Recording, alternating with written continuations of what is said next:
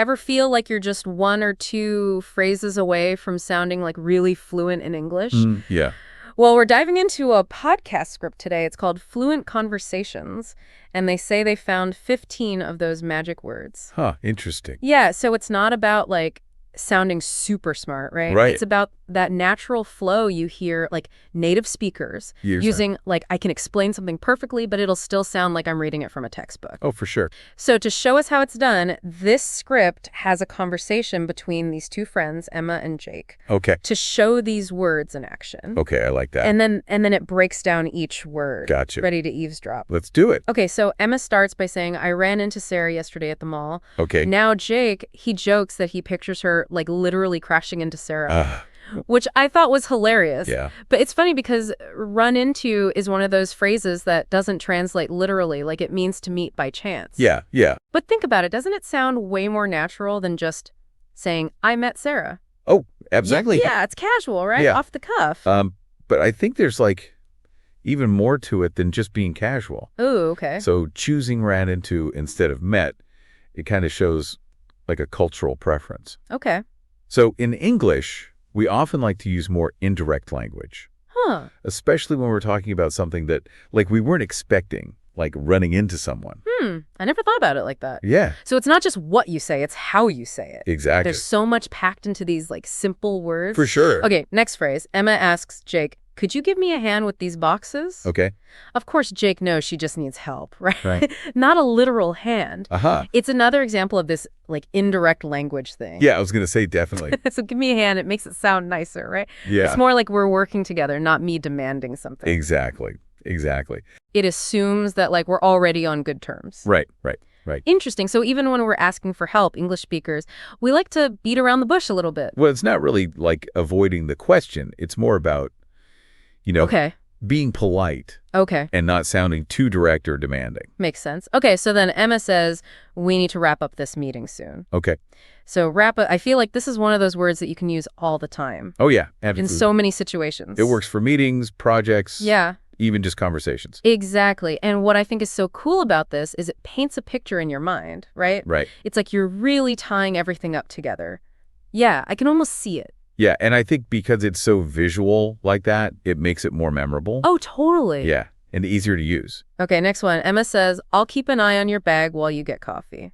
Okay. So it's more than just watching it, right? Okay. There's, like, responsibility there. Yeah. Like saying, I got you covered. Yeah, and I think that's why it's so effective. It's Oh. like there's that deeper meaning, Yeah. It's not just the words, but it shows the trust between Emma and Jake. Okay, up next, Emma says, hang on, I need to grab my jacket before we go. Okay. It's so simple, right? Yeah. But, like, so important for every day. Oh, yeah. I use it all the time. Who hasn't yelled that running out the door? Yeah. But, like, it's friendly, right? Yeah. It's not like an order. It's just like, hey, wait a sec. It's just a quick little, hold on. Yeah. And it also, like, it implies it'll be quick, Yeah. You're not asking for a lot. Okay, now this next one, I feel this one in my soul. Okay. Emma says, I messed up my presentation, but my teacher was really understanding. Oh, yeah. Mess up. It's interesting, right? Yeah. Because it's like, it doesn't sound as bad as, like, fail. Fail sounds so final. Totally. This is more like you tripped up, but you can recover. Yeah. And it also shows that she's, like, taking ownership,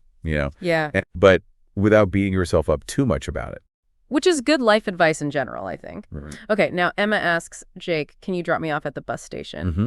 Now this one's interesting Oh, how so? because it, like, kind of shows how we have certain social rules just with language. Oh, boy. Like, you wouldn't just ask a stranger to drop you off. Right. You kind of doing them a favor. Yep. It assumes you already go in that way, and you're cool with going a little out of your way. Yeah, exactly. It's way more natural than saying, like, can you please transport me to the bus station using your vehicle? Oh, my God, yeah. Okay, what does Emma say next? So Emma says, I'll check it out and let you know. Okay. It's like the perfect thing to say if you want to show you're interested. Oh, yeah, for sure. It's way better than just saying, like, okay, Right. you're actually going to, like, do something. Yeah, exactly. Even though it's simple, Yeah. it shows you're, like, thinking ahead. Yeah. Which is good. Okay, then Emma mentions she has to come up with a good idea for our project. Oh, yeah, this is something we can all relate to. Ugh, tell me about it. Whether it's for work Mm-hmm. or just, like, trying to figure out what to make for dinner. Seriously. It's that mental struggle. Like, you're trying to make something new. Okay, next up, Emma gets excited and says, I'm looking forward to our trip next week. Okay. This one is just like pure excitement, right? Yeah, exactly. Anyway. And it's cool how she brings Jake into it, by saying our trip. Yeah. It makes them like closer because they're both excited. Okay, but then reality hits. Emma says, I need to figure out how to fix this problem. Yeah. We've all been there. Oh, for sure. This just shows, like, you're not going to give up. Right. You're going to find a way to fix it. Exactly. So we already saw her mess up earlier, and now she says, I was late, but I made up for it by bringing coffee. Oh, nice. Smooth, right? Right. Yeah. Like, you messed up, but you're going to make it right. Yeah, it's like a little apology, but without actually saying sorry. I like that. It's like, you messed up, but you're trying to fix it.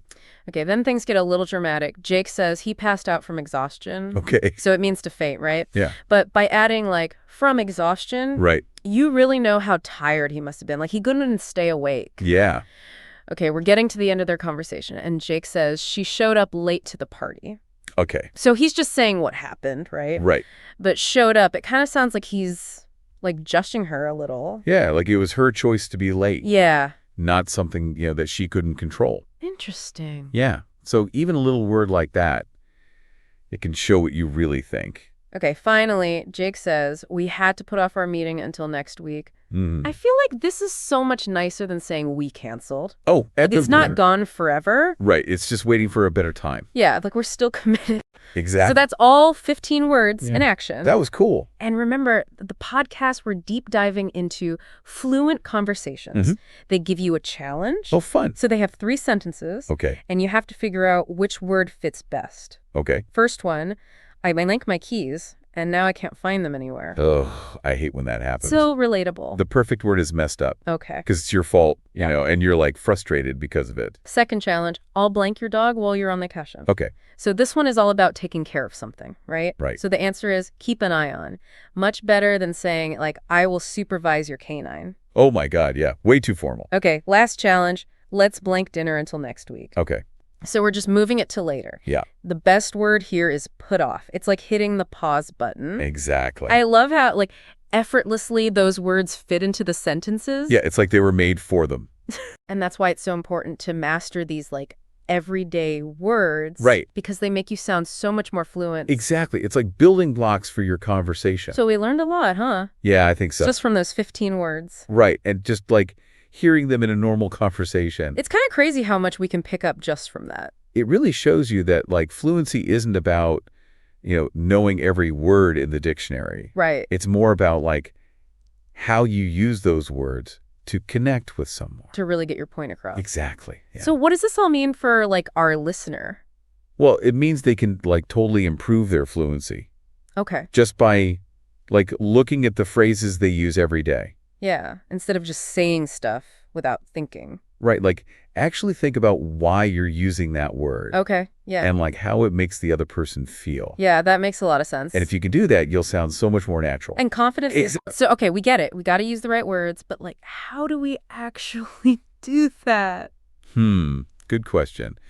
Well, I have a challenge, kind of like in the Fluent Conversations podcast. Okay. Think about some other simple phrases that you could start using today. That would make us sound like more natural. Exactly. Ooh, that's a tough one. Yeah, but I think like one thing you could do is like pay attention when you're watching a movie. Okay. Or a TV show and see how they say things. Oh, yeah, steal their lines, basically. And then like actually use them when you're talking to someone. Right, don't be scared to try it out. Yeah, and see what works, see what feels good. Exactly, it's like a little experiment. I love that. We could even like all share what we find. Oh, yeah, that would be cool. Everyone can like learn from each other. Because at the end of the day, language is about connecting with people, right? Yeah, it's about like building relationships, sharing what you think. Exactly. And the better you are at English, the easier that is to do. So true. So keep exploring, keep experimenting, and keep those conversations flowing. Couldn't have said it better myself. Until next time, happy language adventures. All right, get ready because we're going deep into some really cool English expressions. Yeah. We're talking about the kind of stuff from our source, advanced everyday English, that, can really take your communication skills to the next level. I think what's really neat about this particular collection is that it's not just about, trying to sound impressive or anything like that. Yeah. It's more about understanding the subtle nuances of the language and how, these expressions can really add depth and richness and even a touch of humor to your conversations. Humor. Okay, now we're talking. So is this guide like a secret decoder ring for the English language? You could say that, yeah. Take the phrase off the record, for example. Most people, they think it just means confidentiality, but there's so much more to it than that. I mean, if you really think about it, it can create, some pretty interesting dynamics. Interesting. Especially when you're talking about power and trust. Okay, so how does off the record become about power dynamics? Well, just think about this. The source gives an example of a mortgage consultant who advises a client to go to their own bank for better interest rates. Okay. But only off the record. Now, why would they do that?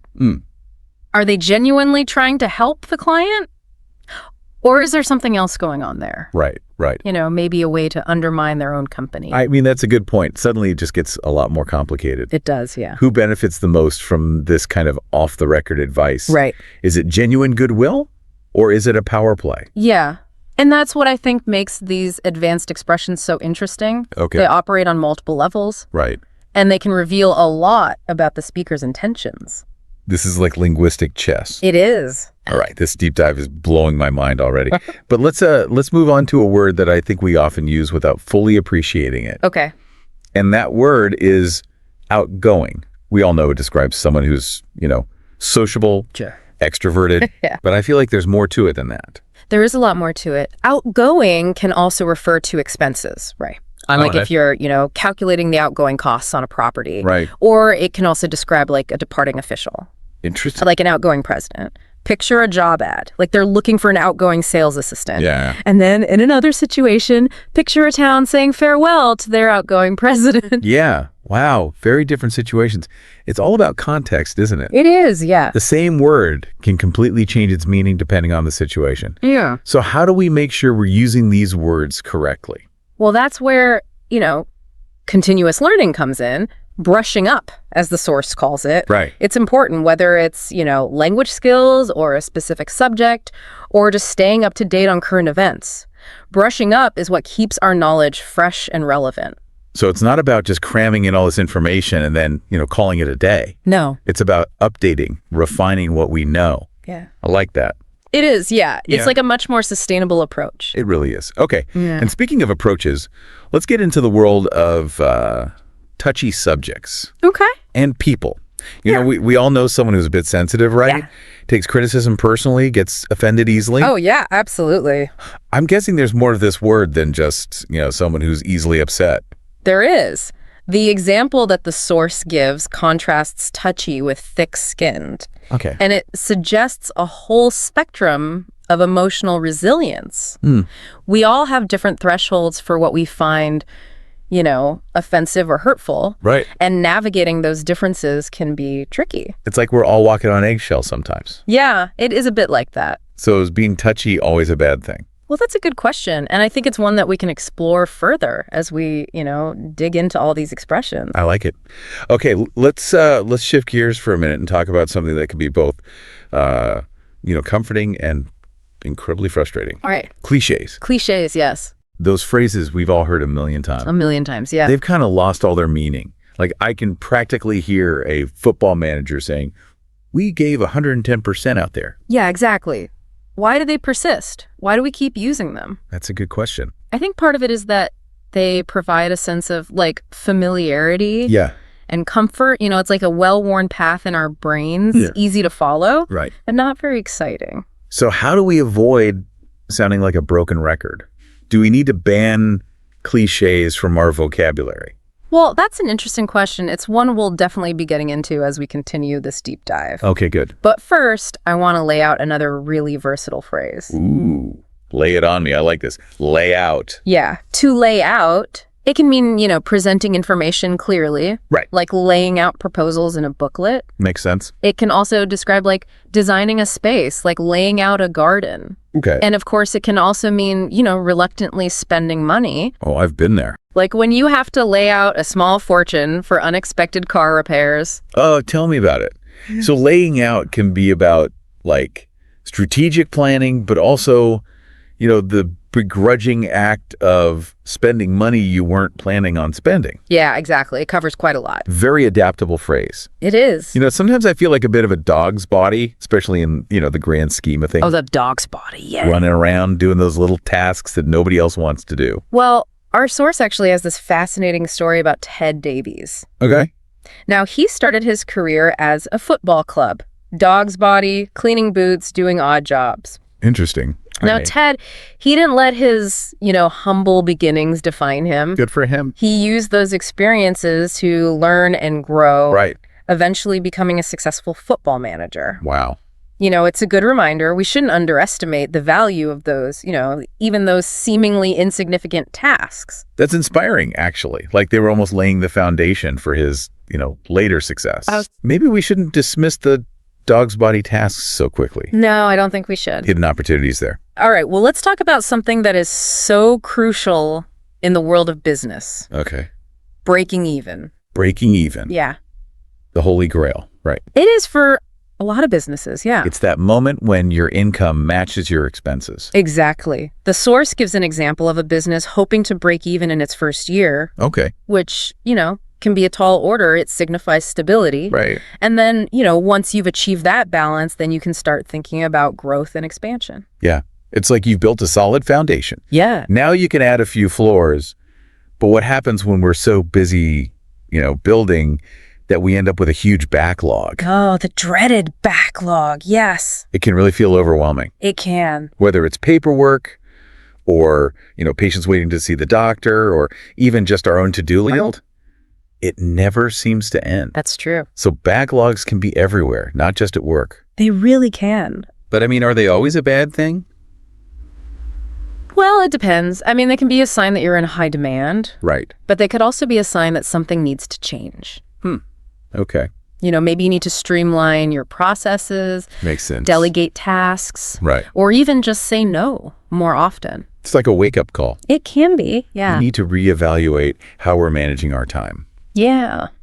Okay, let's move on to another communication skill that I think is often overlooked. All right. And that is going beyond just getting the gist of something. Oh, yeah, getting the gist. I think it's like, reading those spark notes for a book. Yeah. You understand the basic plot, but you miss all those nuances. Right, the character development. Exactly. The beautiful language. It's like you're skimming the surface. Yeah, you are. You might see a couple of pretty fish. Right. But you're missing the whole ecosystem down there.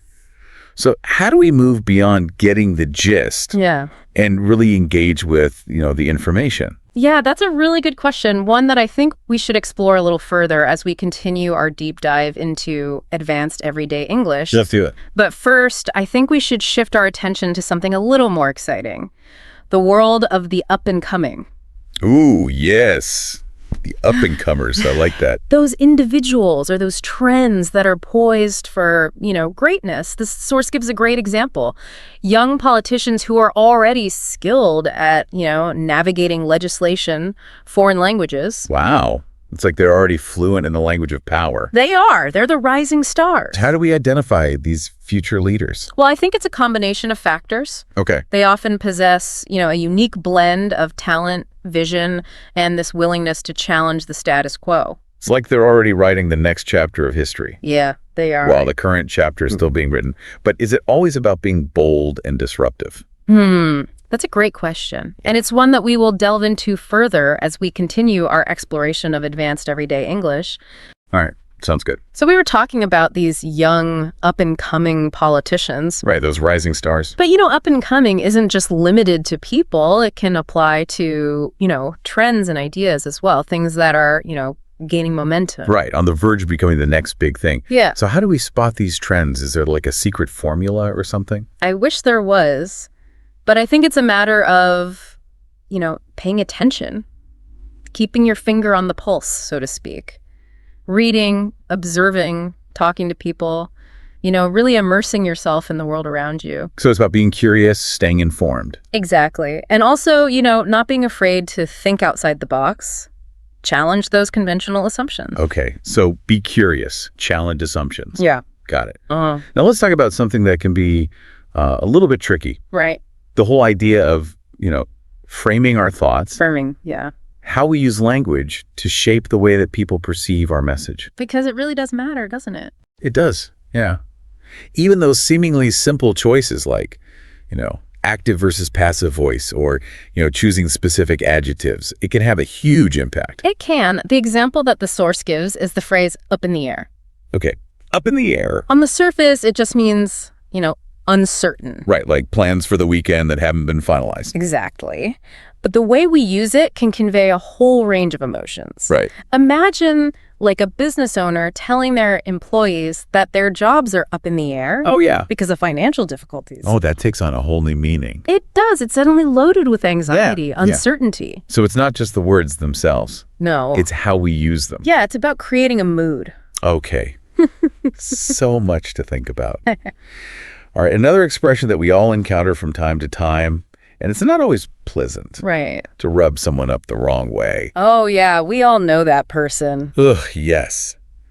That person who just, I don't know, they just get under your skin. They do. And they might not even mean to. Right. But something about them, just rubs us the wrong way. So why is that? Why do some people have that effect? It's a good question. Is it a personality clash? A difference in values? Who knows? The phrase itself, though, rubbing someone up the wrong way, really does suggest a kind of fundamental incompatibility. Right, yeah. Two gears grinding against each other. Oof, yeah. Creating that friction. Yeah, and friction can, generate heat. Ooh, I see where you're going with this. And rubbing someone up the wrong way, well, that can lead to conflict. Yeah. Resentment. Right. Even like a breakdown in communication. Okay. I'm going to try to be more mindful about how I'm rubbing people. Yeah. And speaking of breakdowns, let's talk about that moment when we finally reach our breaking point. The final straw or the last straw. Yes, it's that one event or action that just pushes us over the edge. Right. Like, I don't know, you've been putting up with a lot of nonsense. You have, yeah. And then suddenly there's this one thing and that's it, I'm done. Exactly. You've had enough. It's like that old saying, the straw that broke the camel's back. It really is. So how do we know when we've reached that point? That's a really good question, an important one too. And I think it's something we should talk about more as we continue our deep dive into advanced everyday English. Okay, sounds good. But first, I want to focus on another really crucial communication skill. Okay.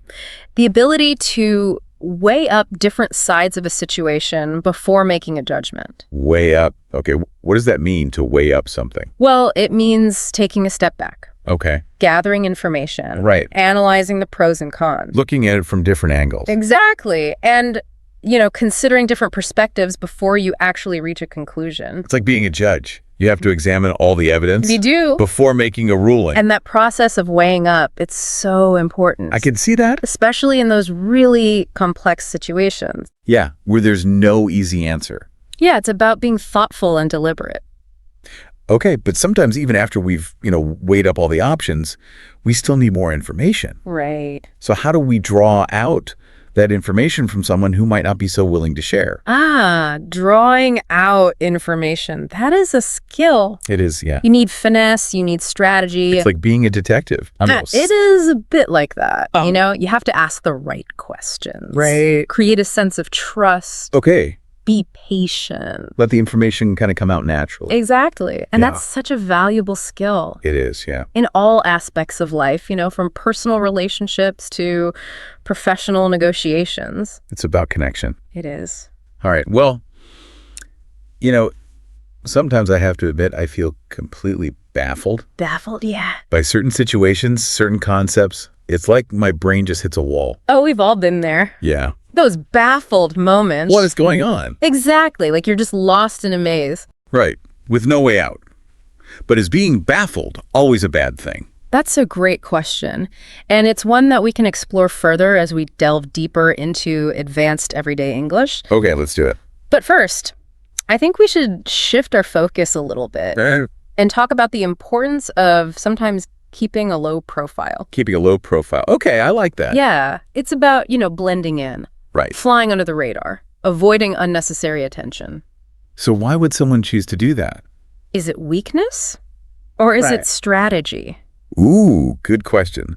So when is it a good idea to keep a low profile? And when should we, stand up and be noticed? Those are good questions. They are. And they're questions we'll definitely address as we continue to explore advanced everyday English. Okay, good. But for now, I want to dive into a phrase that I think we all relate to, especially in today's, crazy busy world. Uh-oh, I know where this is going. The dreaded backlog. Oh, the backlog, that ever-growing mountain of stuff. Yes. Emails, tasks, just responsibilities. It never ends, does it? It really doesn't. So the question is, are backlogs always a bad thing? That's a good point. Maybe they're a sign that we're, in high demand. Could be. We're just so popular we can't keep up. Right, that's one way to look at it. But they could also be a sign that something needs to change. Right. Maybe you need to, streamline those processes, delegate some tasks. Okay. Or even just say no more often. It's about setting boundaries. It is, yeah. So sometimes a backlog is a wake-up call. It can be. We need to reevaluate how we're spending our time. Absolutely. Okay, so speaking of reevaluating, let's talk about a concept that's particularly relevant in the business world. All right. Breaking even. Breaking even. Yeah, the dream, right. For any entrepreneur. It is. It's that point when your income finally matches your expenses. Exactly. No profit, but no loss either. You're in the black. You are. The source gives the example of a business hoping to break even in its first year, which, can be a huge accomplishment for a new business. It's a sign of stability.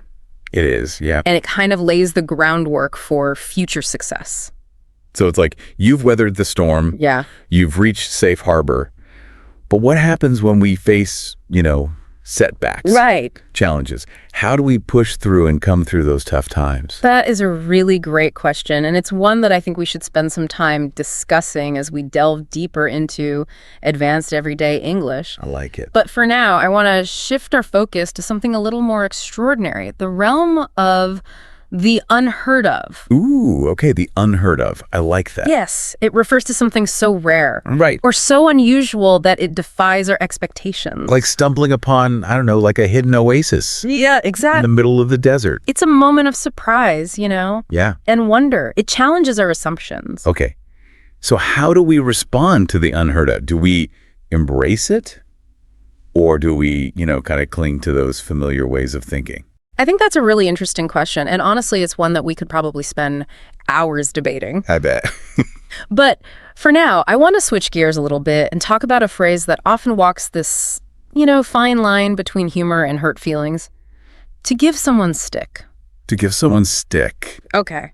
It basically means to tease. Right. Or make fun of someone. Right. But it can so easily backfire if you're not careful. Yeah. I mean, it's like, those friends who they love to poke fun at you. Yeah. But sometimes their jokes hit a little too close to home. They do, yeah. So how do we master the art of, giving stick without causing offense? That is the million-dollar question. It all comes down to understanding your audience. Right. Their sense of humor, the context. Right. Sometimes, a little bit of teasing can strengthen a bond. Sure. But sometimes it can create, tension and resentment. Yeah, it's a delicate dance. It is. Okay. Speaking of delicate, let's Yeah. talk about a phrase that captures that feeling of being stuck in a state of limbo. Okay. Up in the air. Up in the air. Yes. That frustrating feeling of not knowing what's going to happen. Right. The source mentions it in the context of, a business decision. Right. That hasn't been finalized yet. Okay. And it leaves everybody, feeling a bit uncertain, a bit anxious. Yeah. It's like waiting for those exam results. Ugh. You're on edge. You're anticipating the outcome, but you have no control over it. You're just stuck You are. in this holding pattern. Yeah. So is there anything we can do about that? Well, that's another really good question, and it's one that we can unpack further as we explore advanced everyday English. Okay. Sounds good. But for now, I want to shift our attention to another situation that can be equally unsettling, Okay. being out of one's depth. Ooh, I've been there. It's like being thrown in the deep end Right. when you don't know how to swim. Exactly. You're surrounded by all these experts, Yeah. and they're speaking a language that you barely understand. Oh, I know that feeling. But is it always a negative experience? Well, that's a question worth exploring. Yeah, it is. But for now, I want to talk about the more practical side of things. Yeah. How do we navigate those moments when we feel out of our depth? Right. Do we try to, fake it till we make it? Yeah. Or do we admit our limitations? And seek help.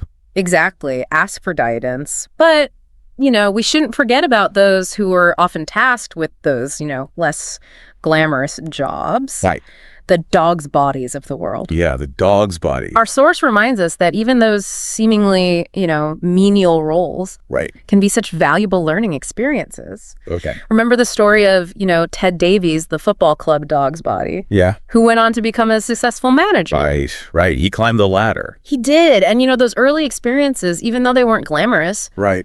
they gave him such a strong foundation. Okay. And a really deep understanding of, how the organization worked. It's like those tasks were like secret training missions. They were preparing him for bigger things. Yeah.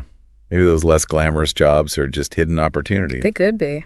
All right. Speaking of opportunities, let's talk about a phrase that captures that feeling of finally grasping a complex concept, to get one's head around something. Yes, that aha moment. Yes. When the fog clears, Yeah. it all makes sense. It clicks. It does. So how do we get to that point? Is it intelligence? Persistence? Yeah. Just dumb luck? Another great question, and I think it's one that deserves a lot more discussion. Okay. But for now, I want to shift gears a little bit. All right. And talk about a phrase that really does require a leap of faith Okay. to give someone the benefit of the doubt. Ooh. The benefit of the doubt. Yeah. Choosing to trust someone, even when you have those nagging doubts. You do. So when is it wise to do that? When should we trust our gut? Right. Proceed with caution. Yeah. Our source highlights the importance of, extending trust, but also warns us against being, too naive, Right. too easily manipulated. It's like walking a tightrope. It is. You need balance, but you also need to be aware of the potential pitfalls. Okay. Finding that sweet spot. That's tough. Speaking of tricky, let's talk about a phrase that's all about, playful teasing, All right. lighthearted banter. Okay. To take the mickey out of someone. Oh, take the mickey. Yeah, that's a very British expression. It is. It's about poking fun, Yeah. but not being mean. No, not malicious. Right.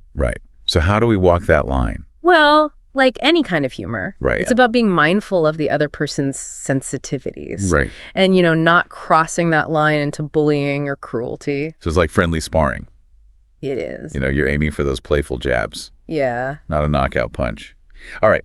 Speaking of time, let's talk about a phrase that captures that feeling of being completely absorbed, Okay. to lose track of time. Oh, lose track of time. We've all been there. We have. You're engrossed in a good book. Right. Or you're having this amazing conversation. Yeah. And then boom, suddenly hours have gone by. They just disappear. It's like stepping into a time warp. It is. You emerge feeling refreshed, but also kind of disoriented. Right. Like, where did the time go? Exactly. But is losing track of time always a good thing?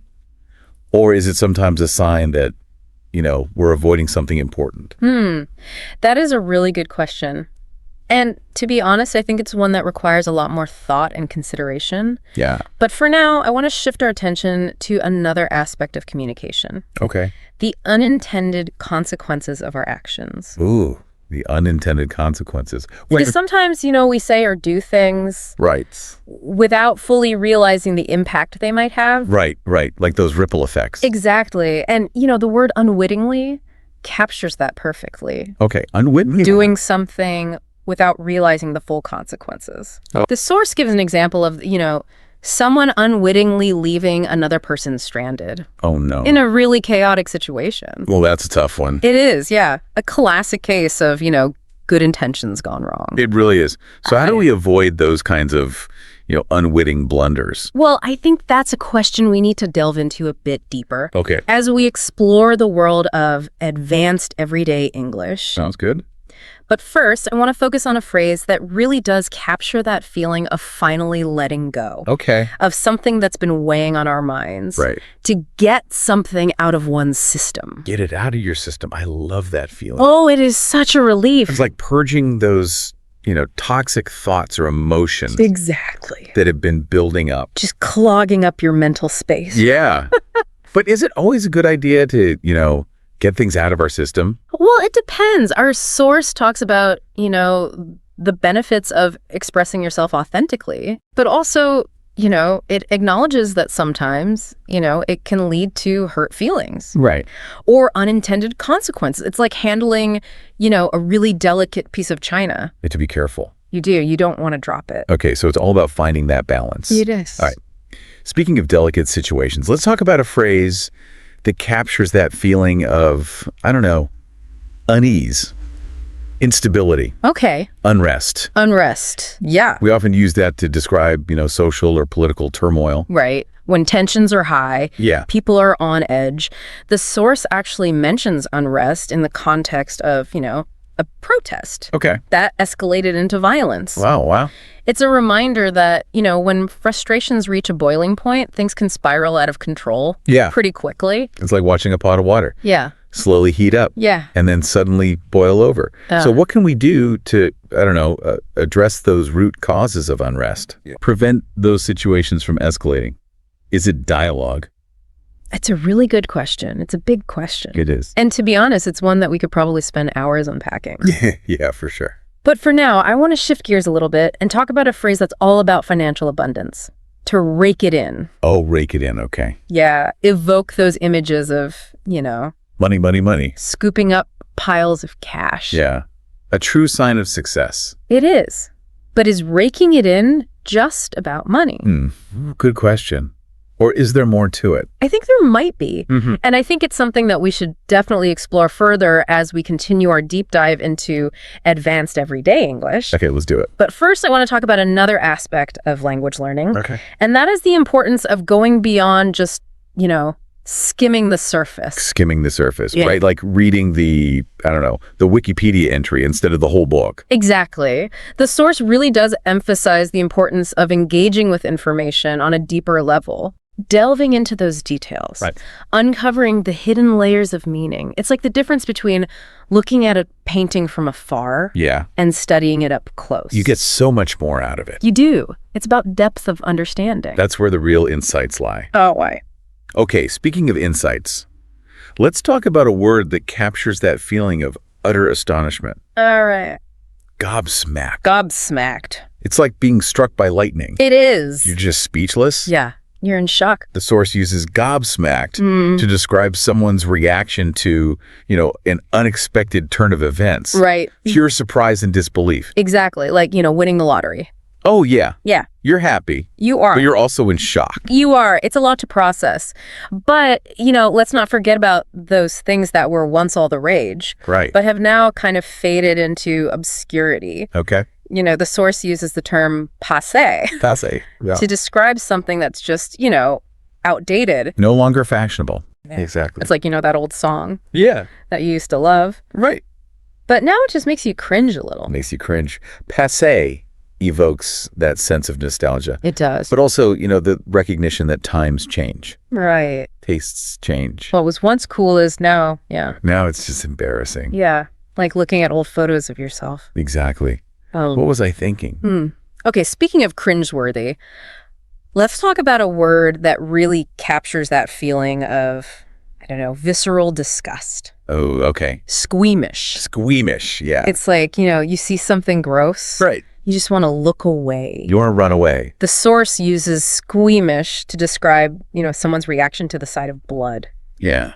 or gore. It's like that, It's that physical reaction. Yeah, it's like your stomach is doing flips It is. and you just want to escape. So is squeamishness just a physical reaction?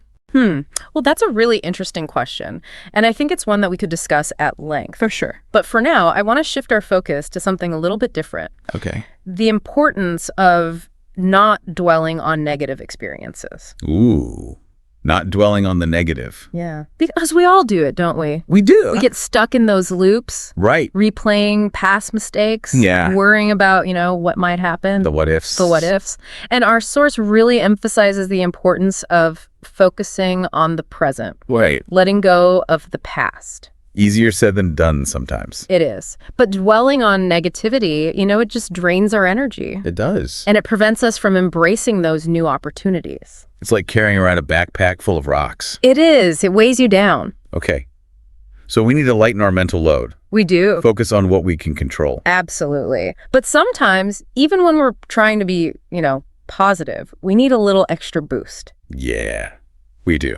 Our source suggests that we might need to psych ourselves up. Oh, psych ourselves up. Okay. Yeah. Like a pep talk. Exactly. For a challenging task or, a difficult situation, Right. it could involve visualization, Right. positive affirmations, Okay. or even just, taking a few deep breaths. Right. And reminding ourselves that we can do it. Exactly. It's about finding that inner strength. Okay. So we've psyched ourselves up, We have, but then we encounter, resistance or opposition. right? So when do we stand our ground Yeah. and when do we back down? That is a tough one. And our source talks about the strategic importance of, knowing when to fight Okay. and knowing when to retreat. Makes sense. Because sometimes backing down, it's not a sign of weakness. Right. It's a strategic move Yeah. to preserve your energy for, more important battles. It's like choosing your battles wisely. It is. It's a valuable skill. Okay. Well, speaking of things that can, drive us a little crazy, let's talk about a phrase that captures that feeling of utter exasperation. Right? To do one's head in. Oh, to do one's head in. That moment when you're ready to scream into a pillow. You are. What is going on? The source uses it to describe, that feeling of just being utterly overwhelmed, Yeah, driven to distraction. like your brain is on overload. It is. It needs a break. Yeah.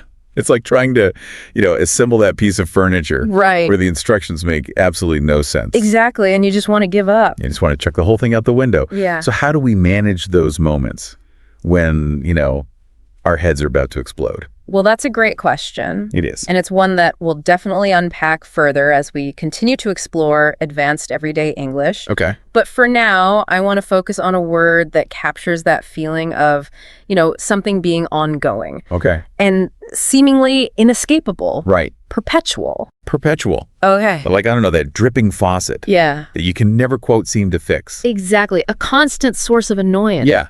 It's like a little reminder that, some problems just don't go away. They don't. But is perpetual always negative? Ooh, good question. Could it be positive? I think it can be. It can also be used to describe things that are enduring, Okay. reliable, like, the perpetual cycle of the seasons. Right. Or, the perpetual bond of friendship. So it's all about perspective. It is. Sometimes what seems like a curse is actually, a blessing. It can be. Okay. Well, speaking of things that can be both good, Mm-hmm. and speaking of things that could be both good and bad, let's talk about a word that captures that feeling of, disappointment or even pity. Pathetic. Pathetic. Yeah, that's a tough one. It is. It's like, I don't know, like watching someone trip and fall and you feel bad for them. Right. But you also can't help but chuckle a little bit. Yeah, it's like, the source uses it to describe a performance that's just so lacking in effort or skill that it's almost painful to watch. Right. It's that, like someone tells a joke and it just falls flat. Yeah. And you just cringe hoping they'll recover. Yeah. But is it ever okay to call someone or something pathetic? Isn't that a little harsh? It really depends. Sometimes, it's used in a more lighthearted way. Like Yeah. if you're teasing a friend about their terrible cooking. Sure. But when it's directed at someone's efforts or character, then yeah, it can be pretty cutting. Okay. So we have to be careful. We do. Words can have a big impact. Speaking of impact, Yeah. let's talk about a phrase that's all about challenging someone's authority. Oh, yeah. To call their bluff. Call their bluff. That's a bold move. It is. Our source uses it in a situation where one person suspects that the other person is exaggerating or lying about their position. Right. It's basically saying, I don't believe you. Prove it. Right. It's a risky move. It is. Because if you're wrong, you could lose a lot. Yeah. But if you're right, you gain the upper hand. So it's a gamble. It is. Okay, so high stakes. Let's move on to a word that has a much more positive connotation. Okay. Adept. Adept, yeah. That suggests, a high level of skill. Right, like expertise. It's like, I don't know, that friend who can solve a Rubik's Cube in seconds. Yeah, exactly. Or that colleague who can just whip up a brilliant presentation Right. and make it look so easy. You do. Our source actually highlights someone who's adept at, reaping the rewards of their actions. So it's not just skill. Right. It's also, shrewdness. Right. Strategic thinking. Like they know how to, make things happen. Yeah. But even the most adept individuals can get caught up in a frenzy every now and then. Oh, a frenzy. Yes. Right, that feeling of, I don't know, uncontrolled energy. Right, like a whirlwind. Yeah, whirlwind of emotions. Yeah, factions. Like being swept away by a current. It is a bit like that, isn't it? You lose control. You're just along for the ride. You are. But frenzies, Yeah. they don't last forever. Eventually things start to settle down. They do. And we enter this period of, well, dwindling. Dwindling. Yeah, it suggests, a gradual decrease. Like a fading light. Exactly. Or, I don't know, a melting ice cube. Yeah, that feeling of something slowly slipping away. Right. Like the end of summer. It is a bit like that. But even in the midst of decline, we can experience, those sudden upsurges Oh, yeah, an upsurge, yeah. of energy or activity. It's that sudden increase. It's like a wave crashing on the shore. It is. Or, I don't know, a geyser erupting. That feeling of, momentum building. It's like your favorite band announcing a reunion tour. Exactly. Suddenly you're full of excitement. Yeah, yeah. But change doesn't always happen overnight. Sometimes it's a more gradual process, phasing in new ideas or practices. Phasing in, yeah. It suggests a more deliberate approach. Right, well planned. It's about creating a smooth transition. Right. Minimize the disruption. Exactly. It's like easing into a cold swimming pool. It is a bit like that, isn't it? Dip your toes in first. Yeah. But sometimes we also need to phase out those things that aren't serving us anymore. Phase out, yeah. That suggests a gradual removal. Right. Like, slowly reducing our dependence on fossil fuels. Okay. Or discontinuing a product. It's like decluttering our lives. It is. Getting rid of the old to make way for the new.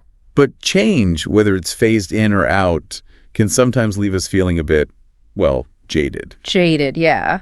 It's that sense of, weariness or disillusionment. Right, like you've just had enough. You have. The sparkle's gone. Yeah. It's like eating too much candy. Yeah, exactly. It was fun at first. It was. But now you just feel sick. So how do we combat that jaded feeling? Do we need, like, a complete life overhaul? That's a really good question. I mean, that's probably a topic for a whole other deep dive. Yeah. It is. But for now, I want to focus on a word that I think is often used in a very positive light. Okay. Pledge. Pledge. It suggests a very solemn promise. Right. Like the oath a doctor takes. Or the commitment a couple makes on their wedding day. A vow. Yeah. It implies that deep sense of responsibility. Okay. The source mentions a politician making a pledge to support up-and-coming politicians. Right. And it really does highlight the importance of mentorship Right. and guidance, especially for those future leaders. Yeah, it's about paying it forward. And, I think as we wrap up our deep dive into advanced everyday English, that's a perfect note to end on. It is. It's not just about, sounding smarter or more sophisticated. Yeah. It's about using language to connect, to inspire, to make a real difference. Absolutely. And remember, this journey of language learning, it never really ends. It doesn't. There's always more to discover, always more to learn. I like that. So keep exploring, keep learning, keep having fun with it. This has been another fascinating deep dive into advanced everyday English. See you next time for more linguistic adventures.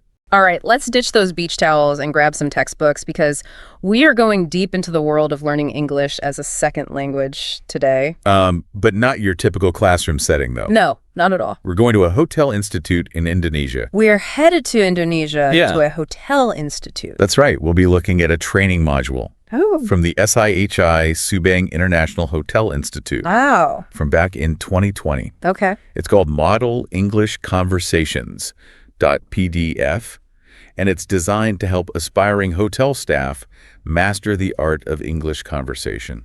Now, what I think is really cool about this is that it doesn't just focus on the, grammar rules. Yeah. It's got all these practical phrases and dialogues specifically for the kinds of things that hotel staff have to deal with every day. Right. Think of it as a crash course in everything from greeting guests to handling those, shall we say, spirited complaints, all while navigating the unique linguistic landscape of a hotel environment.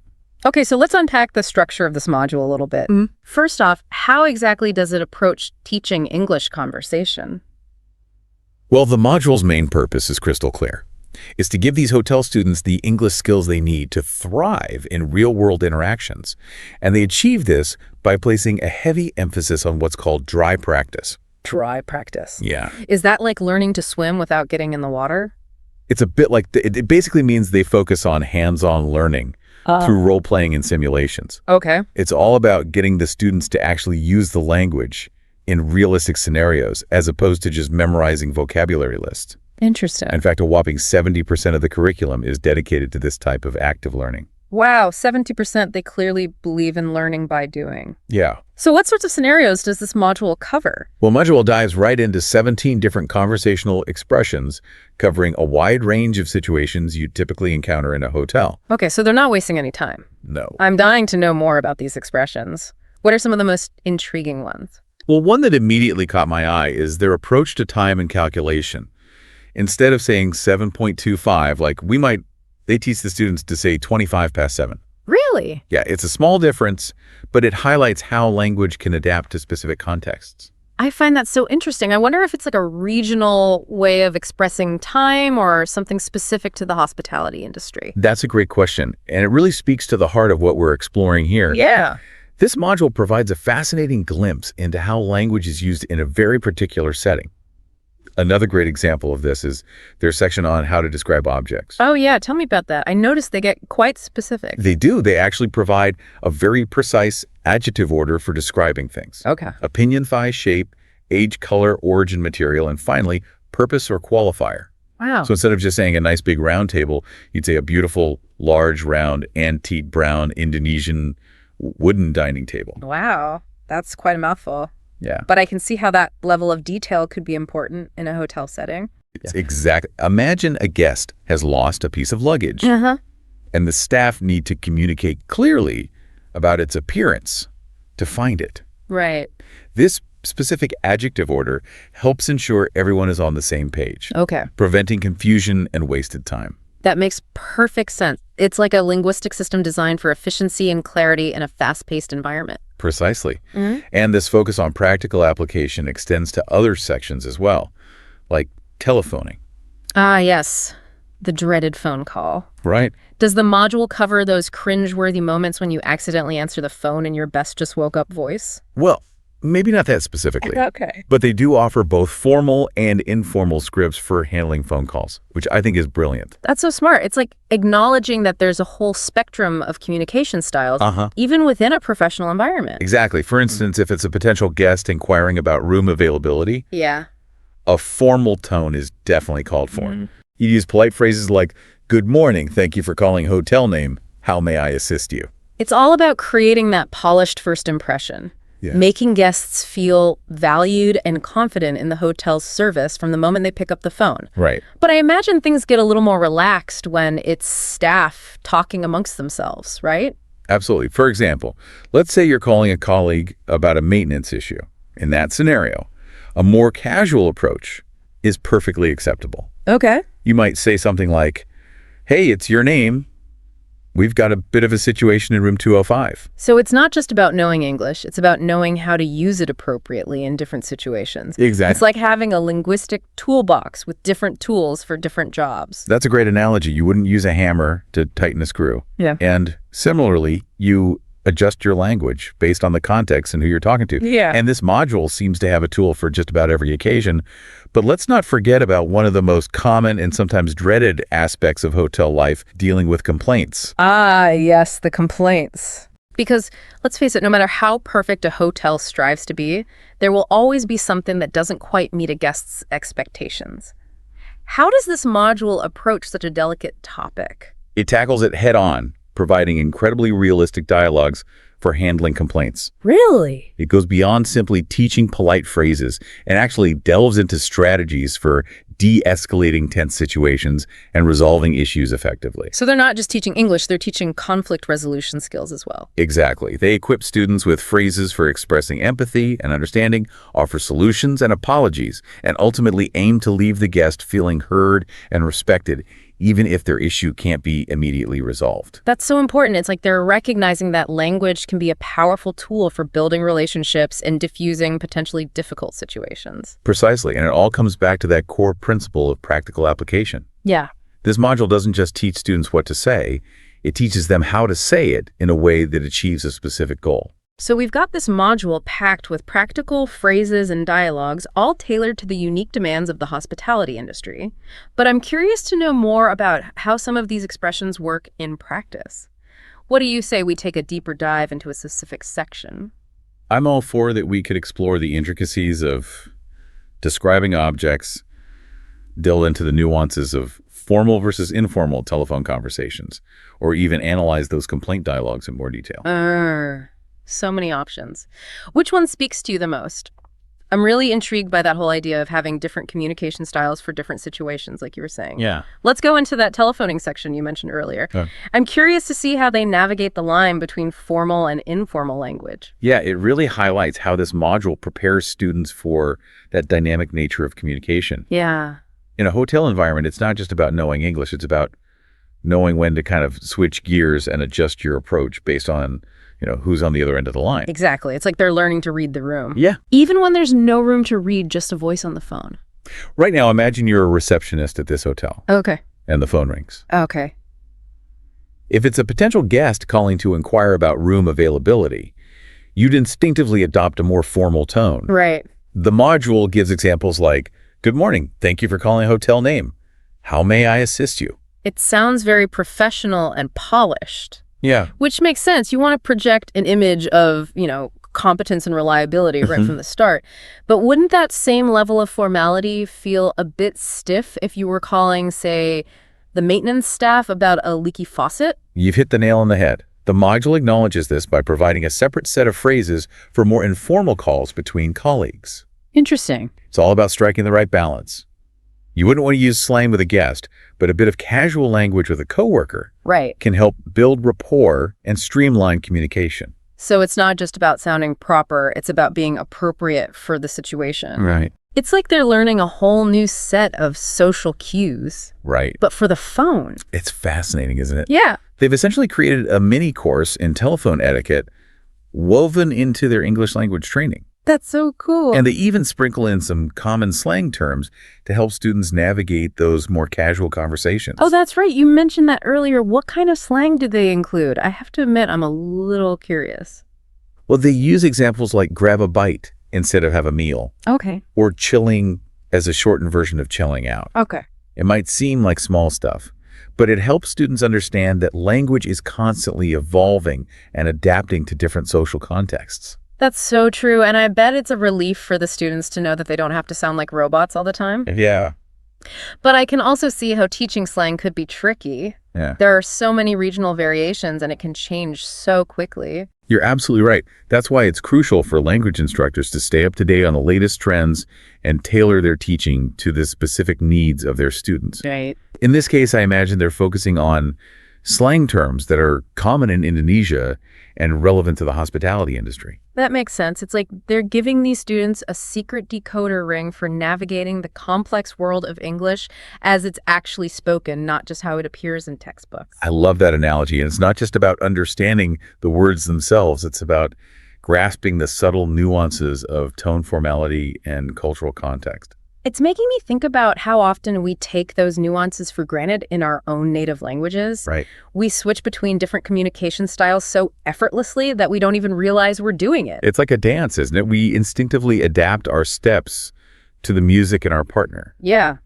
And when you're learning a new language, you're essentially learning a new dance routine. That's a beautiful way to put it. And this module is like a crash course in the most essential steps for anyone hoping to dance their way through the world of English conversation in a hotel environment. Exactly. And it's not just about individual steps. Right. It's about understanding the overall choreography. Okay, so we've seen how this module equips students with the skills to handle both formal and informal phone calls, which is a pretty impressive feat.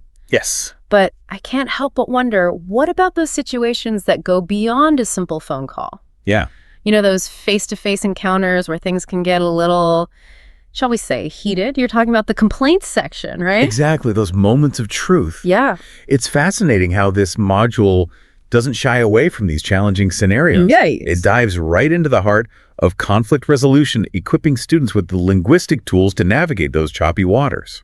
I'm so impressed by how they've managed to turn potentially negative situations into valuable learning opportunities. Right. It's like they're saying, hey, complaints are going to happen. Yeah. So let's make sure you're prepared to handle them with grace and professionalism. And remember, this isn't just about smoothing things over. It's about empowering the students to communicate effectively, even under pressure. Yeah. They're learning to express empathy, offer solutions, and ultimately aim for a resolution that leaves both parties feeling respected.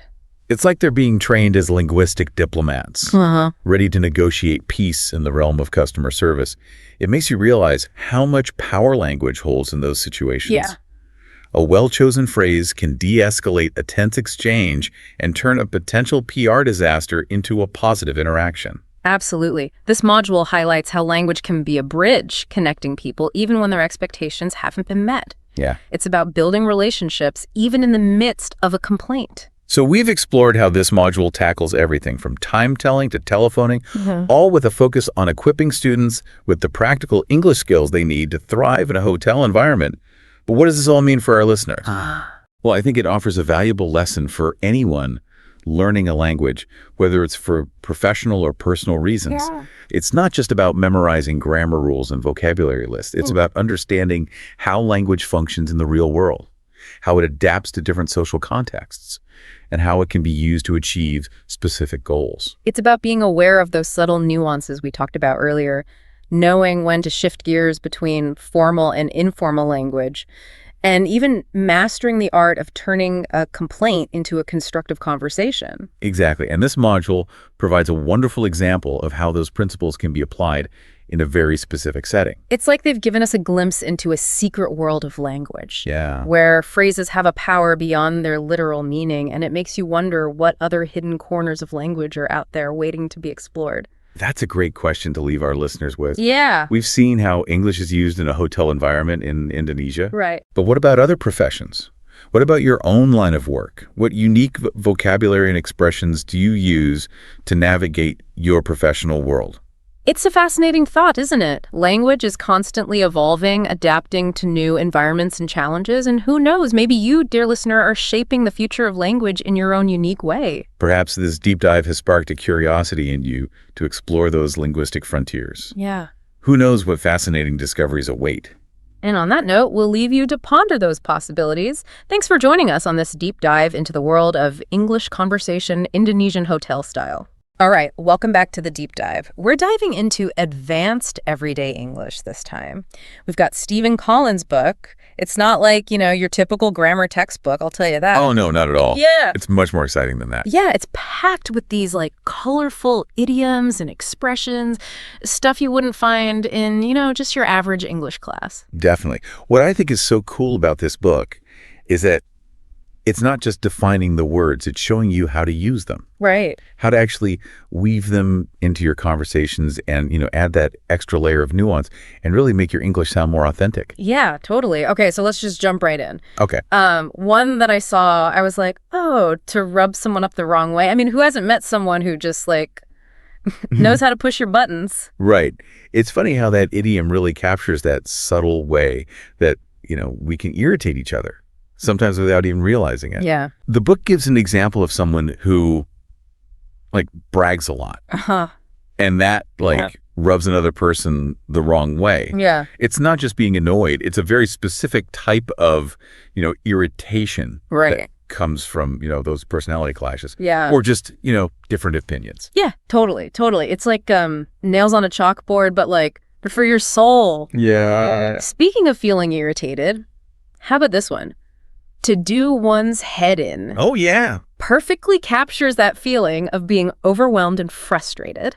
It's like, when you're trying to put together, I don't know, some furniture. Yeah. And the instructions are written in hieroglyphics or something. Absolutely. I think the book mentions how it's that, you're stressed. Yeah. But this is you've hit your limit. Yeah. You've been troubleshooting the computer for hours and you just want to chuck the whole thing out the window. Oh, been there. Yeah. And while we're talking about kind of, these big emotions, how about to be gutted? This one hit me right in the feels. Yeah. That feeling of devastation, when your team loses, in the final seconds of a huge game. Yeah, or it's such a powerful image. Yeah. Of emptiness and despair. Yeah. It's so much more evocative than just saying, I'm sad. Right. It's that raw emotion. Totally. All right. Let's go to something a little lighter, a little more fun. Okay. How about to get a kick out of something. Oh, yeah. I love that word. This one just makes me smile.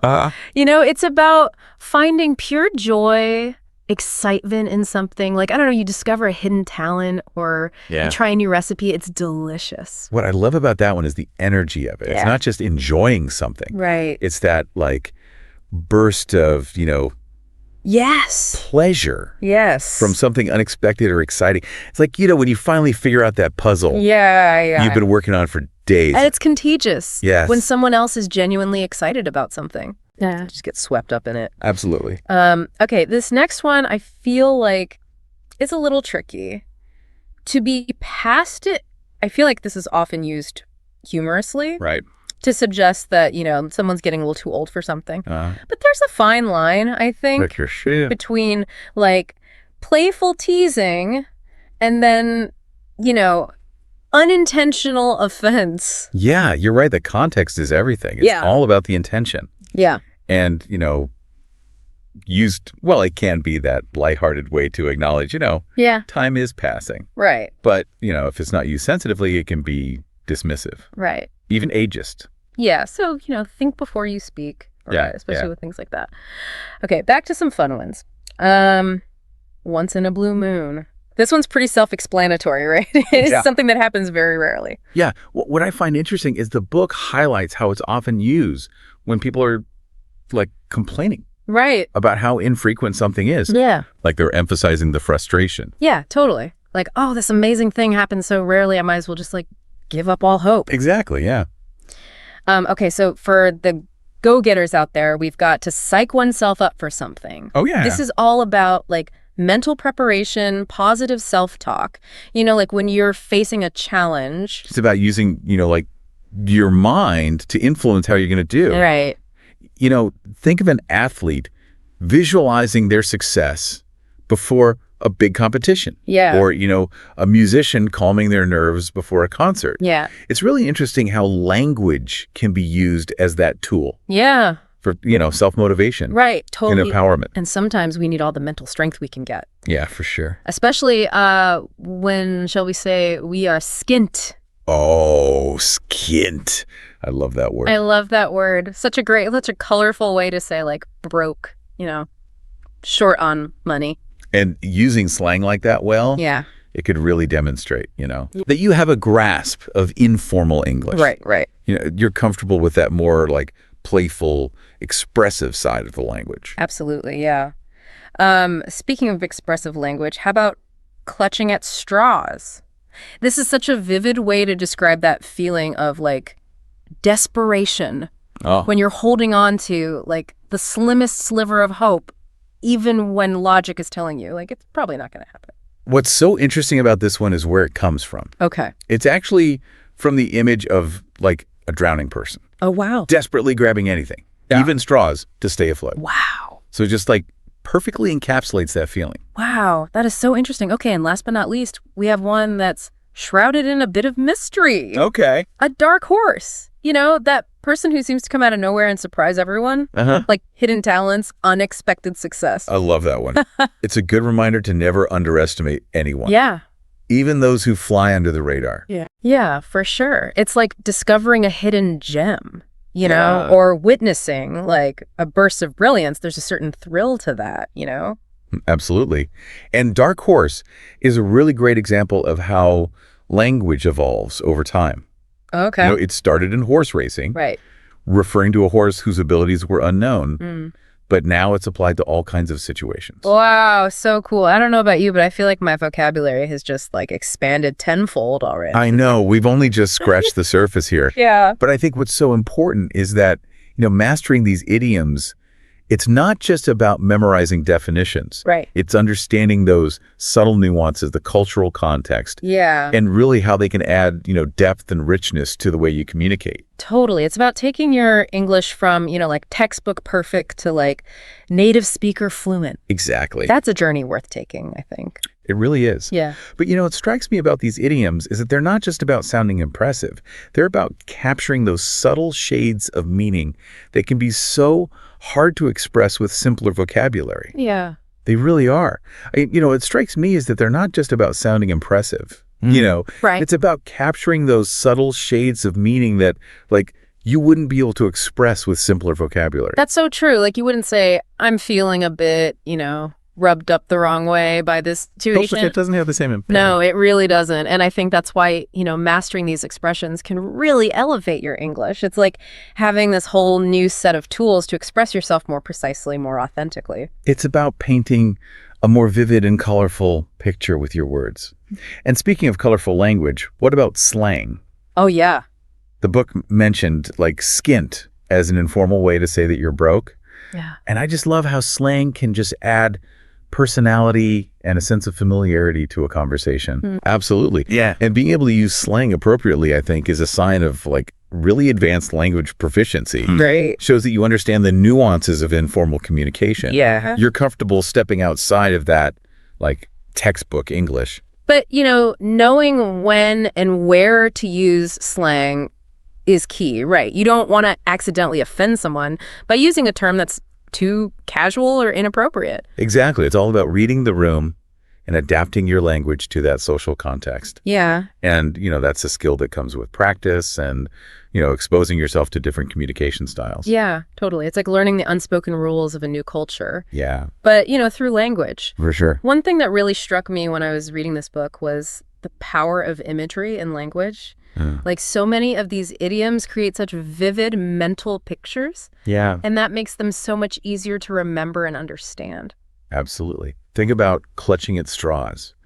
That image of a drowning person. Right. Desperately trying to grab at anything, even straws, to stay afloat. Right. It's so powerful. Yeah. And it perfectly captures that sense of desperation, Yeah. the dwindling hope. And that visual connection makes it stick. Yeah. It's not just a phrase. It's like a story. And stories are powerful tools. They are. And that's what's so great about advanced everyday English. It's not just a collection of idioms. Right. It's like a guide to unlocking the storytelling potential of English. Right. It's about understanding how these expressions can add depth and humor, emotional resonance, all of that. It's about taking your English to the next level, where you're not just speaking the language, but you're wielding it Exactly. with confidence and finesse. And that brings us to, I think, a really important point. Context is everything. Yes, it is. We talked about it with slang, like social context, but it really applies to all aspects of advanced English. Right. What might be considered polite or appropriate in one culture Right. could be super offensive or inappropriate in another. It really could. So cultural awareness is key. You can't just learn a list of words and phrases. You have to understand the nuances of how they're used Exactly. in different situations and across cultures. That's where resources like this book can be so helpful. Right. They're not just giving you the vocabulary, they're giving you the insights Right. into how it's used. Like having a cultural guidebook, alongside your dictionary. So let's dive into some specifics here. Remember to be past it. Yeah.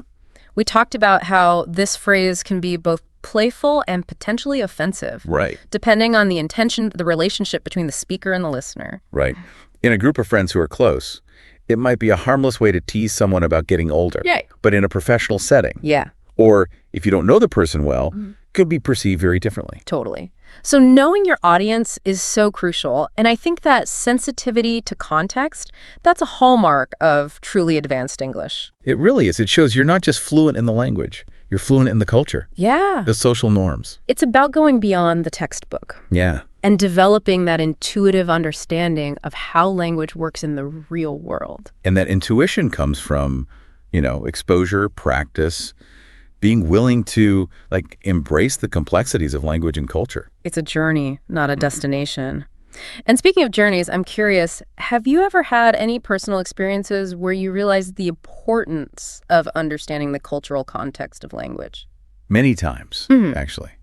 It makes you realize how much our language is a product of our culture. Yeah. What seems totally natural to us can sound really strange to someone else. It's like you're seeing your own language, like, for the first time, like with new eyes. Exactly. Noticing all the, like, little quirks and things that you've just always taken for granted. Exactly. I remember one time I was trying to explain the word "saudade" to a friend who's an English speaker, and there just isn't, like, a direct equivalent in English. For that feeling of longing and melancholy for something that's gone. Yeah, I've definitely run into those kinds of like untranslatable words in other languages too. It makes you realize that language is so much more than just a communication tool. Right. It's a reflection of a culture's values and beliefs and even like their emotional landscape.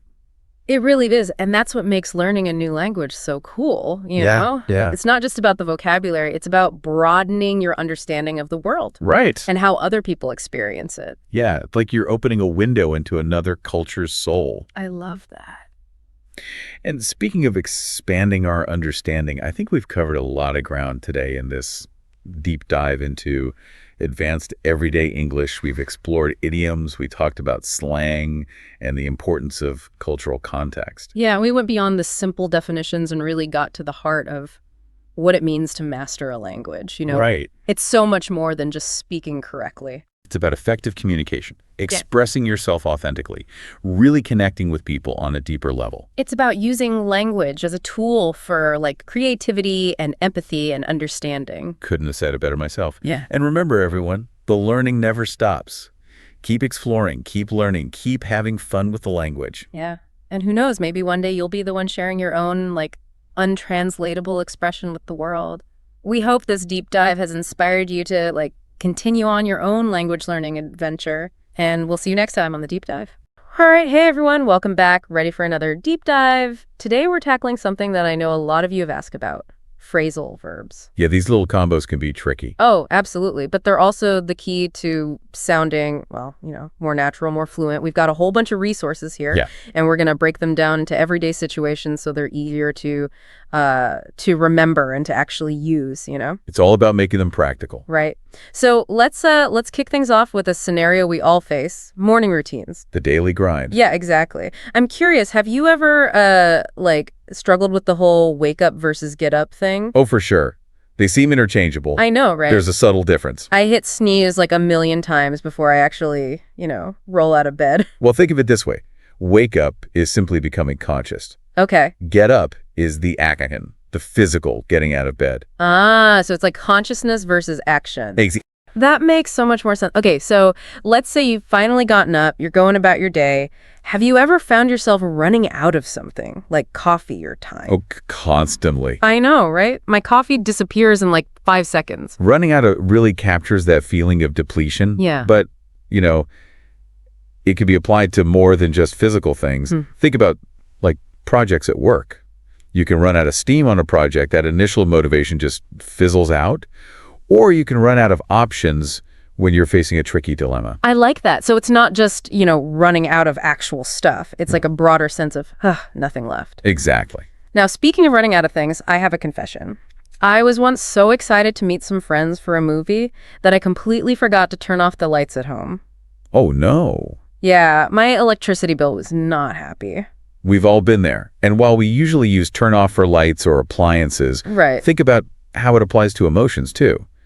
You can try to turn off your anxiety Okay. or turn off those feelings of anger. Oh, that's interesting. It's like controlling those internal switches. So we've got a control panel of emotions. Excited. And sometimes, yeah, we just need to hit off. Take charge. All right, let's switch gears a little bit. Let's talk about the wonderful world of work and study. You know, emails, deadlines, those ever-growing to-do lists. The joys. So how do you usually catch up on work when you're, you know, feeling behind? Sometimes I just end up staring at my computer screen, like completely overwhelmed. I hear you. Catching up on definitely implies that feeling of being behind and trying to get back on track. Yeah. But what if instead of seeing it as a burden, Okay. we saw it as a challenge, an opportunity to test our organizational skills? I like that. A challenge, not a chore. Exactly. Okay. Let's say you're working on a big project and you need to make sure everything is, you know, perfect. How important is it to look over things carefully before hitting that submit button? I've definitely learned that lesson the hard way a few times. Oh, more times than I can count. Looking over isn't just glancing at something. Right. It's actively engaging with it, paying attention to the details. Actually, one time I was looking over a contract and almost missed this crucial clause buried in the fine print. It was a good reminder to be thorough. Oh, wow. That's a close call. Sometimes I just wish I could call off all my meetings and escape the office for a bit. I know, right? Just take a walk, you know, maybe grab a coffee. But if we think about call off more broadly, Okay. it's not just about canceling meetings. It could be any planned event, a social gathering, a business trip, even a project that's just not working out. So it's like hitting pause, reassessing, and then deciding whether to, keep going or change direction. Exactly. Sometimes calling off something can be the most productive thing you can do. Okay, enough about work. Let's talk about something more fun, like social interactions and relationships. Do you have someone in your life who you just totally click with, someone you really get along with? Oh, absolutely. And getting along with someone goes beyond just liking them, right? Yeah. It's about mutual respect, I understanding, like that. and a shared sense of humor. It's like, yeah, a dance where both partners are in sync. And what's fascinating is getting along with someone doesn't mean you always agree. It's about navigating those differences, finding that sweet spot where everyone feels heard and valued. So true. Sometimes things don't work out, though, and we have to, make that tough decision to break up with someone. Breaking up is usually associated with romantic relationships. Right. But it can apply to friendships, partnerships. Yeah, for sure. Even breaking free from negative habits. Oh, I like that. It's like recognizing when a connection, whatever kind it is, isn't working. Yeah. And having the courage to change it. Hopefully, though, if there are disagreements, we can make up and reconcile. Absolutely. Making up signifies that restoration of harmony, willingness to forgive, understand, and move forward together. Now, have you ever been in a conversation where you needed to, steer the topic in a certain direction? Oh, yeah. All the time. I always feel so awkward doing that. Well, that's where bringing up something strategically can be really helpful. Okay. It's about subtly guiding the conversation. For example, if you're at a networking event and you want to learn more about someone's work, you could casually bring up a recent industry trend. That's good. Or an article you read. Yeah. As a way to spark a conversation. That sounds so much smoother than just abruptly changing the subject. A bit more graceful. Speaking of social situations, another confession. I'm always late. Always showing up late, even when I try my best to be on time. Oh, I feel that. Once I was meeting friends for a concert, and I got stuck in traffic. By the time I arrived, they were already halfway through the opening act. And showing up isn't just about physical arrival either. Oh. It's about making an appearance, whether it's at an event, in someone's life, even metaphorically, like when an opportunity suddenly shows up. I never thought of it that way. So it can be both literal and figurative. Exactly. It adds another layer of meaning. Okay, let's talk about travel. You know that feeling of anticipation when you're about to set off on an adventure? Oh, yeah. I love that feeling. Whether it's a road trip, a flight across the ocean, even just exploring a new part of your city. Yeah. There's something so exciting about it. Setting off really captures that sense of purpose. Right. That feeling of embarking on a journey. And once you set off, chances are you'll be picking up or dropping off something along the way. For sure, for sure. Souvenirs, travel buddies, new experiences, who knows? But picking up and dropping off aren't just for physical things either. Think about skills. You can pick up a new language while traveling. That's true. Or maybe drop off some bad habits along the way. It's like an exchange of both tangible and intangible things. Exactly. And speaking of travel, navigating public transport can be its own adventure, especially figuring out when to get on or get off. Oh, tell me about it. I once missed my stop because I was so engrossed in a book that I completely zoned out. I've done that too. Getting on and getting off represent transitions, right? Yeah, entering or exiting a particular space or situation. It's easy to get lost in your own world and miss those important cues. Well, we've covered quite a bit in this first part of our deep dive. Everyday routines, work, social interactions, even travel. It's amazing how these phrasal verbs pop up everywhere. They really do. And what's cool is they make our speech sound so much more natural and informal. It's like they add flavor to our language. Exactly. And I think what we're seeing is that using these phrasal verbs isn't just about sounding like a native speaker. It's about understanding those subtle nuances of English. Right. And using them to communicate more effectively. It's about unlocking a whole new level of fluency. And I think our deep dive has just scratched the surface. It really is amazing. You know, how these little verbs and prepositions can add so much depth to the way we express ourselves. They're these hidden gems sprinkled everywhere in our conversation. Yeah, exactly. And we don't even realize it. So we've talked about how phrasal verbs show up in our daily routines, work, social stuff. But what about those unexpected situations? Oh, yes. You know, life throws a curveball. Life is full of surprises. Exactly. And it's amazing how phrasal verbs are perfect for describing those moments. Yeah. Have you ever had plans change suddenly? Oh, all the time. And you had to figure out a new solution, like right on the spot. Oh, countless times. I remember one time I was supposed to fly to a conference. Yeah. And my flight got canceled last minute, total chaos. I had to figure out new travel arrangements while juggling everything else. It was a mess. Figure out is like the ultimate problem-solving phrasal verb. It is. It implies adaptability. Yeah. Thinking on your feet. Yeah, like our inner detective comes out. Exactly. Okay, what about those difficult situations? Oh, yeah. The ones that really test your patience, For sure. Have you ever had to deal with something like that? Well, dealing with something means confronting it head on. Okay. It's about like navigating those tough situations with grace. One time I had to deal with a huge setback at work, a project that just completely fell apart. It was stressful, but it definitely taught me about perseverance. It's like those moments force us to level up our skills. Right. Become more resilient, Exactly. Sometimes, though, when things get tough, we just want to back out. Have you ever felt that way? Backing out could be a good move sometimes. Yeah. Especially when you realize a situation just isn't right for you anymore. Like it doesn't align with your goals, I see. or your values. So it's about knowing your limits. Yeah. And making choices that are good for you. I once backed out of a business partnership when I realized our visions weren't the same. It was a tough call, but it allowed me to find opportunities that were a better fit. Sometimes you have to back out to let something better come in. Exactly. Now, when we're dealing with unexpected things, sometimes we need help. For sure. Have you ever had to reach out to someone for support? Oh, absolutely. Reaching out is so important. It's acknowledging that we don't have to go through things alone. Yeah. It's about connection. I went through a personal crisis once, Uh-huh. and I was so hesitant to reach out to my friends. Yeah, I get it. But when I finally did, their support was incredible. Sometimes it's hard to be vulnerable. It is. But it's in those moments when we reach out that real connection happens. I completely agree. Okay, let's shift gears again. When things get overwhelming, how do you calm down? Oh, that's a good question. Calming down is about finding those things that help us regulate our emotions, right? For me, it's nature. A walk in the park, listening to birds, I love that. just feeling the sun. Yeah.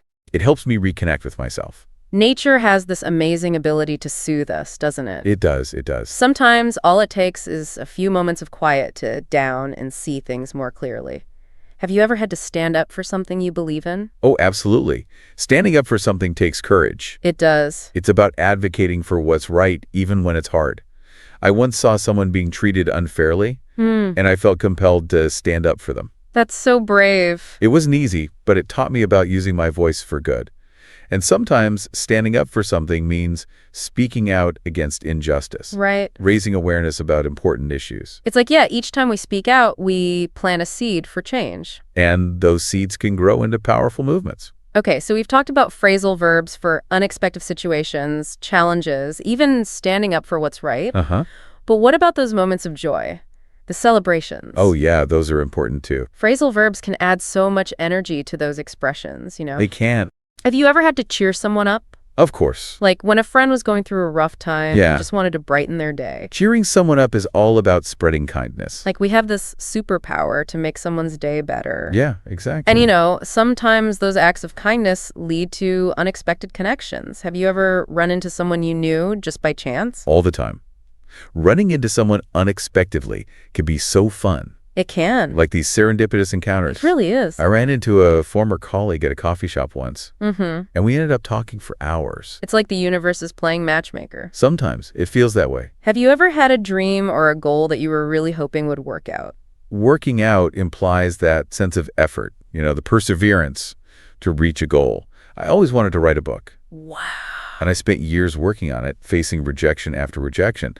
But I kept going, and eventually it all worked out. That's incredible. The book got published. It was amazing. It shows that the journey is just as important as the destination. Yeah. And when things finally work out, it make all the effort worth it. Spoop of things working out. Have you ever had an idea or a plan that suddenly came together perfectly? Oh, I love that feeling. Coming together implies that sense of harmony. Yeah. When everything just clicks. I was working on this complex project once, and we were hitting roadblocks left and right. I've been there. But then we started communicating better, collaborating more, Okay. and suddenly it all came together. We achieved our goals, and it was a real testament to teamwork. It's like when individual efforts create something much bigger, right? Exactly. And sometimes that coming together goes beyond teams and projects. It does. It's like communities uniting for a cause. Yeah. Or even global movements working towards a better world. It's a beautiful thing. We've covered so much ground in this part of our deep dive. Phrasal verbs for unexpected situations, celebrations, making a difference. It's really incredible how these little verbs and prepositions can add so much nuance to our language. And you know what's really exciting is that this is just a glimpse. Yeah. There are so many more phrasal verbs out there to explore. Right. It's a reminder that learning a language is a journey that never ends. You know, it's incredible how phrasal verbs manage to sneak into every part of our lives. They really do. We've talked about everyday stuff, work, relationships, Yeah. even dealing with the unexpected. Uh-huh. But there's one area we haven't touched on yet, our thoughts, ideas, that whole internal world, you know? Right. It's fascinating how phrasal verbs help us express those things. They do. How do we even talk about those mental processes without them? Exactly. It's like they give us a language for thinking. Think about when you're trying to think something through before making a big decision. Oh, tell me about it. I overthink everything. I'll mull it over for days, weighing the pros and cons, imagining all the possibilities. It's exhausting, but I think it's important to, give those big decisions the time they need. I agree. And it's interesting how you used both think something through and mull it over. They both involve deep thought. But mull it over suggests a more passive process, like letting an idea simmer in the back of your mind. So mulling it over is like slow cooking a decision until it's perfect. Exactly. But sometimes mulling isn't enough. Sometimes you need to actively work something out. Right, yeah. That implies a more focused problem-solving approach. Okay, so it's like shifting from relaxing to okay, gotta figure this out. Exactly. And sometimes when we're working something out, Yeah. it's helpful to look back on past experiences, to see what we can learn from them. Looking back on our past can be really insightful, can't it? It can. It's like using our past as a guide. I often find myself looking back on my career choices, the good and the bad. And it helps me appreciate how much I've learned and grown. It's like our past becomes this compass. Yeah. But we're still the ones steering the ship. Exactly. Now, sometimes when we're trying to understand something new, Yeah. we need to break it down into smaller pieces, right? Oh, absolutely. Especially when it's something complicated. Breaking something down is all about simplifying, Right. making things easier to grasp. Okay. As a teacher, I do this all the time. You have to break down complex ideas for students. Yeah. Find ways to make them relatable. It's like you're guiding them on this learning journey. That's a great way to put it. And sometimes that journey involves looking at things from different perspectives. Yeah. Oh, for sure. Especially when we're stuck in our own way of thinking. Looking at things from different angles is so important for critical thinking. It's about challenging our assumptions. Yeah. Yeah. I had a disagreement with a colleague once, Mm-hmm.